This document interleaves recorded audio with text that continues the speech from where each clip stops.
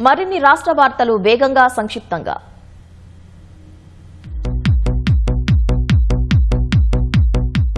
కరీంనగర్ జిల్లా హుజూరాబాద్ కాకతీయ ప్రధాన కాలువ వద్ద డంపింగ్ యార్డు వ్యతిరేక అఖిలపక్షం కమిటీ సభ్యులు మంత్రి పొన్నం ప్రభాకర్ ను కలిశారు. సిరసపల్లి గ్రామ శివారులో తలపెట్టిన డంపింగ్ యార్డు నిర్మాణాన్ని రద్దు చేయాలని కోరారు.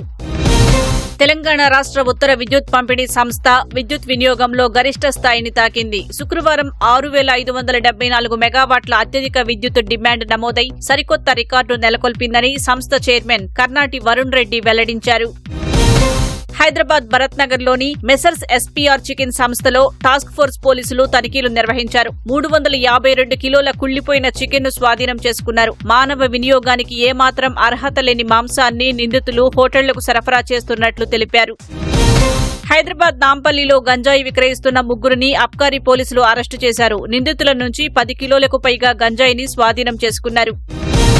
సూర్యాపేట జిల్లా కోదాడ మండలంలో వైన్ షాప్ వర్కర్స్ ఎక్సైజ్ అధికారుల అవతారం ఎత్తి బెల్ట్ షాపుల్లో సోదాలు నిర్వహించారు. తీరా చూస్తే అదే వ్యక్తులు మద్యం బాటిల్స్ ను అక్రమంగా తరలిస్తూ ఎక్సైజ్ అధికారులకు పట్టుబడ్డారు.